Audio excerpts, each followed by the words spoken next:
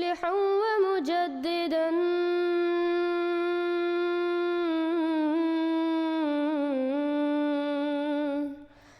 فارنوا بنظر طاهر وجنان.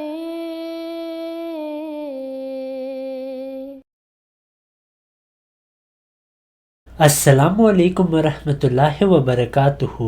چند دن پہلے مشہور سنی مسلمان حمزہ علی عباسی صاحب نے فیس بک پہ ایک پوسٹ کیا. حمزہ علی عباسی صاحب نے ہمارے بہت سارے عقائد کو تسلیم کیا ہے. وہ لکھتے ہیں کہ گستاخ رسول کی اس دنیا میں کوئی سزا نہیں. پھر وہ کہتے ہیں کہ وہ لوگ جو اسلام کو چھوڑ دیں اور مرتد ہو جائیں ان کے لیے بھی اس دنیا میں کوئی سزا نہیں. پھر وہ حضرت مسیح موعود علیہ السلام کا جہاد پہ بھی موقف تسلیم کرتے ہیں کہ جو جہاد بالسیف ہے وہ دفاعی جہاد تھی، نہ کہ لوگوں کو تلوار کے ساتھ مسلمان بنانے کے لیے. پھر وہ کہتے ہیں کہ ہر شخص کے پاس مذہبی آزادی ہے اور یہ ممکن نہیں کہ ہم جبر کے ساتھ لوگوں کو مسلمان بنائیں. پھر آخر میں وہ واضح طور پر کہتے ہیں کہ میرا یہ بھی عقیدہ ہے کہ حضرت عیسیٰ علیہ السلام وفات پا چکے ہیں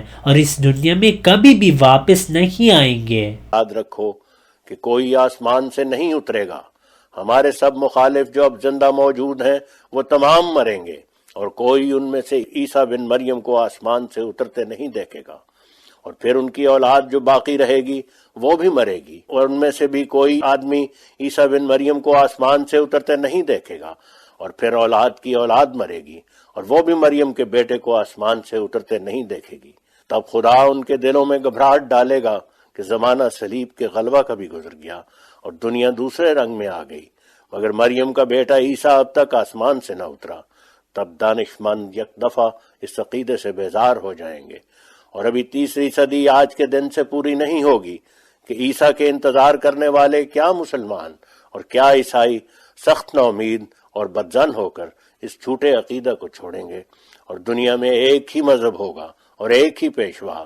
میں تو ایک تخم ریزی کرنے آیا ہوں، تو میرے ہاتھ سے وہ تخم بویا گیا، اور اب وہ بڑھے گا اور پھولے گا، اور کوئی نہیں جو اس کو روک سکے. لیکن حمزہ علی عباسی صاحب کے بہت سارے عقائد قرآن اور احادیث کے بالکل خلاف ہیں.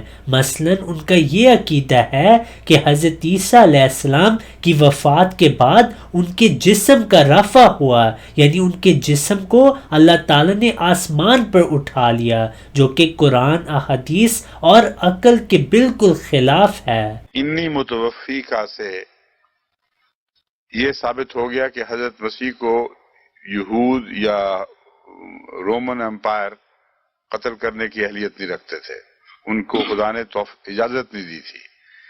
انی متوفی کا مطلب تھا کہ میں ماروں گا وہ دوسرے تیرے دشمن تجھے قتل کرنے میں ناکام رہیں گے. وما قتلوہ وما صلبوہ کا یہ معنی ہے کہ انہوں نے یہ دعویٰ کیا تھا کہ ہم نے قتل کیا. وَبِكُفْرِهِمْ وَقَوْلِهِمْ إِنَّا قَتَلْنَا الْمَسِيحَ عِيسَىٰ ابْنَ مَرْيَمَ. یہود نے کفر تولا، جھوٹ بولا جب یہ کہا کہ ہم نے مسیح کو قتل کیا ہے. وَمَا قَتَلُوهُ وَمَا صَلَبُوهُ، وہ کسی طرح بھی اس کو مار نہیں سکے، نہ صلیب کے ذریعے نہ کسی اور ذریعے سے. یہ ہے اصل حقیقت کہ پھر ہوا کیا. پھر یہ مطلب نہیں کہ ہمیشہ کے لیے زندہ رہا. جب وہ قتل نہیں کر سکے تو کیا وہ زندہ رہا؟ جواب یہ ہے انی متوفی کا، میں تجھے عام طریق کے مطابق جیسا کہ میں وفات دیتا ہوں وفات دوں گا. ورافعو کا الیہ، اور تیرا رفع روحانی رفع ہوگا جو میری طرف ہوگا. رافعو کا الیہ. اب یہاں وہ جو غیر احمدی معنی کرتے ہیں کہ زندہ اٹھا لیا، اس کی کوئی گنجائش ہی باقی نہیں رہی، کیونکہ پہلے وفات دی ہے پھر رفع کیا ہے. تو اگر تو وہ یہ کہیں کہ مردہ اٹھا لیا تو وہ بےمانی بات بن جاتی ہے. وہ خود بھی اس بات کے قائل نہیں، کیونکہ جانتے ہیں کہ اس میں کوئی ان کو کوئی فائدہ نہیں پہنچتا اس بات کا. تو رافعو کا جو ہے وہ متوفی کا کے بعد رکھا گیا ہے. اور کوئی اور حکمت اس میں ایسی موجود نہیں کہ ترتیب بدلنے کی وجہ محسوس ہو۔ اس لیے ثابت ہوا کہ توفی کا واقعہ یعنی وفات دینے کا واقعہ پہلے ہوا ہے، رافع کا واقعہ بعد میں ہوا ہے۔ اب بعد میں کن معنوں میں یہ سمجھنا ضروری ہے، اس لیے میں اس پر کچھ ٹھہرنا چاہتا ہوں۔ نبی کا رفع تو حقیقت میں اس کی زندگی کے ساتھ ساتھ ہو رہا ہوتا ہے، تو اگر یہ کہا جائے کہ اللہ تعالیٰ نے ان کا رفع نہیں فرمایا تھا یہاں تک کہ وفات دے دی، تو اس میں ایک دقت پیش آتی ہے کہ کیا وہ بغیر رفع کے ساری عمر زندہ رہے اور مرنے کے بعد ہی رفع ہوا ہے؟ تو اس کے دو حکمتیں ہیں۔ اول یہ کہ موت ایسی تھی، ان کی متعلق جو موت بیان کی جاتی تھی وہ رفع کا الٹ تھی، یعنی موت ہی میں ان کی لعنت کا تصور پایا گیا تھا۔ جو موت ان کی طرف منسوب کی جا رہی تھی وہ رفع کا بالکل برعکس تھی، کیونکہ ملعون وہ ہوتا ہے جو خدا سے دور ہو، جس کا رفع نہ ہو، اور جھگڑا موت پر تھا کہ کس طریق پر موت ہوگی۔ یہودی یہ کہتے تھے کہ چونکہ صحیفوں میں یہ لکھا ہوا ہے کہ جو شخص اس طریق پر مارا جائے کہ کاٹھ پر لٹکایا جائے وہ لعنتی ہوتا ہے، اور لعنتی کا مطلب ہے اس کا رفع نہیں ہو رہا، وہ مردود اور خدا سے دور ہوا۔ اس لیے وفات کو پہلے رکھنا ضروری تھا، کیونکہ وفات ہی نے ثابت کرنا ہے کہ یہ رفع والی موت ہے، یہ لعنتوں والی موت ہے۔ بس دنیا کے ثبوت کے اعتبار سے گفتگو ہو رہی ہے، ورنہ یہ کہنا کہ نبی کا رفع اس کی وفات کے بعد ہوتا ہے یہ درست نہیں ہے۔ سمجھ گئے؟ کیونکہ بحث یہ تھی کہ وفات رفع والی ہے یا لعنتیوں والی۔ یہود کہتے تھے وفات کا طریق یہ ہے کہ ہم نے سولی پہ لٹکا دیا اور مر گیا، اور بائبل کے لحاظ سے یہ ملعون ہوا، یعنی خدا سے دور ہٹ گیا۔ تو اللہ نے فرمایا چونکہ وہ میری خاطر تکلیفیں اٹھا کر ان کو برداشت کرتا رہا، میں نے اسے اس موت سے نجات دے کر جب تبھی موت مارا ہے تو ثابت کر دیا کہ تمہارا لعنت والا تصور جھوٹا نکلا، اور اس کا صلیبی موت سے بچ جانا اس کے رفع کی دلیل ہے۔ بس یہ دلیل کے طور پر ہے۔ رافعوں کا الیہ کا ایک اور پہلو ہے جس کو پیش نظر رکھنا ضروری ہے۔ یہ تو ہم کہتے ہیں کہ حضرت مسیح صلیب سے بچ گئے اور ان معنوں میں ان کا رفع ثابت ہو گیا، لیکن متوفی کا جو لفظ ہے وہ اس وقت واقعہ نہیں ہوا، وہ بہت بعد میں ہوا ہے۔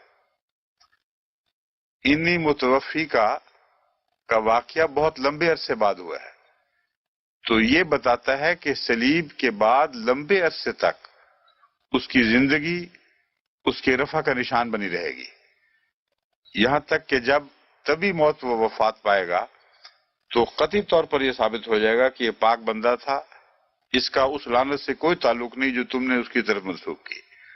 ورنہ صلیب کے چند دن بعد بھی اگر مر جاتا تو لوگوں نے کہنا تھا مرا تو اسی وجہ سے ہی ہے۔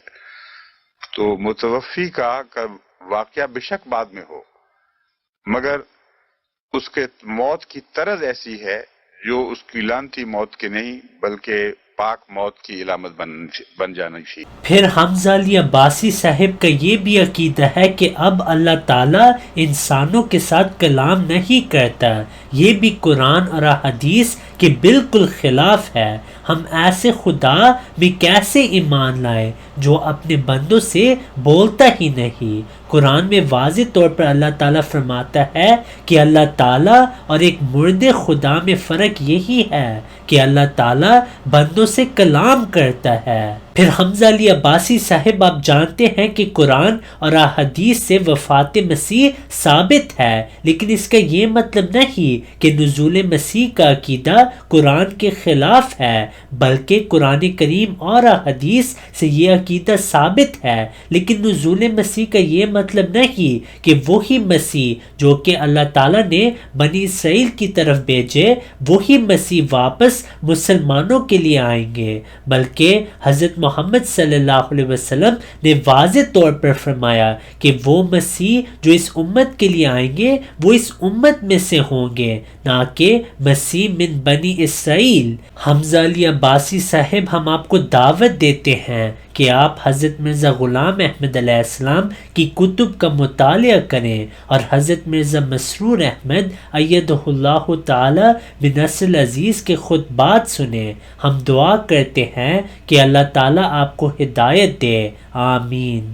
If you have not yet subscribed, make sure to subscribe and click on the bell icon so you can get notifications for every new video. Also make sure to like and comment on the video and follow on Twitter and Instagram.